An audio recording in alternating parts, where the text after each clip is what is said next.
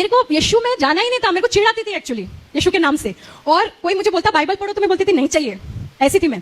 लेकिन बाकी सब पढ़ती थी मैं, 6 बार मैंने पढ़ लिया बाकी सब किताबें। क्यों? मुझे इंटरेस्ट था जानने के लिए सच्चा परमेश्वर कौन है, सच्चा परमेश्वर कौन है। एक दिन मैं बहुत ही निराश हो गई।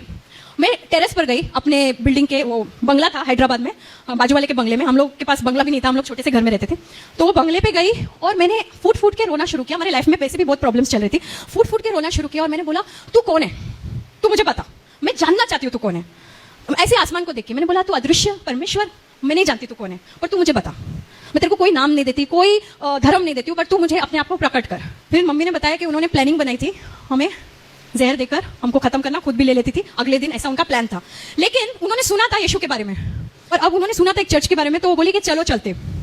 तो मैंने बोला मेरे को नहीं आना है, मैं क्यों आऊँ, मेरे को ये कौन है ये परमेश्वर, मेरे को नहीं पता, ये खुद सूली पर है, मेरी क्या मदद करेगा, ऐसा मैं सोचती थी। और बोले नहीं तुम चलो, तुम लोग को मैं अकेला नहीं छोड़ सकती है होटल रूम में, तुम चलो, तुम लोग बाहर खड़े रहना, अंदर मत आना, तुमको नहीं विश्वास है। मैं बाहर ही खड़ी रही, मैं अंदर नहीं गई। इतना मेरे अंदर वो था कि नहीं जाना मतलब नहीं जाना, मेरे को नहीं पता, जो चीज में मेरे को विश्वास नहीं, मैं क्यों मानूं ऐसा। तो मैं बाहर खड़ी थी और उस वक्त मुझे पवित्र आत्मा कौन है कुछ नहीं पता, मैंने बाइबल पढ़ा भी नहीं था, एक पन्ना नहीं पढ़ा था बाइबल का। सडनली मुझे वहां पर ऐसा महसूस हुआ कि किसी ने ऐसे बकेट भर भर के मेरे ऊपर है ना ऐसा प्रेम उंडेल रहा है, ऐसा शांति, प्रेम, आनंद और जॉय जैसे पूरा मेरी आंखें ऐसे भर आई और मैं रोने लग गई। अनकंट्रोलेबल क्राइम, मेरा पूरा शरीर ऐसे कांप रहा था और मुझे समझ में नहीं आ रहा मुझे उधर क्या हो रहा है। मैं बाहर वरांडा में खड़ी हूँ, अंदर भी नहीं गई, मुझे समझ में नहीं आ रहा है क्या हो रहा है। रिसेप्शन था, छोटा सा लॉज था, बिल्कुल हमारे चौखट के बाहर। अगले दिन खाने के पैसे नहीं आ, वो उस दिन लास्ट था हमारे पास खाने के पैसे। बिल्कुल हमारे चौखट के बाहर 100 रुपए का ऐसा bundle, just outside our door. नीचे जाके पूछा वो वेटर वो लोग से, तो बोले बेबी ऐसा क्यों पूछ रहे हो, ऐसा तो कुछ नहीं है।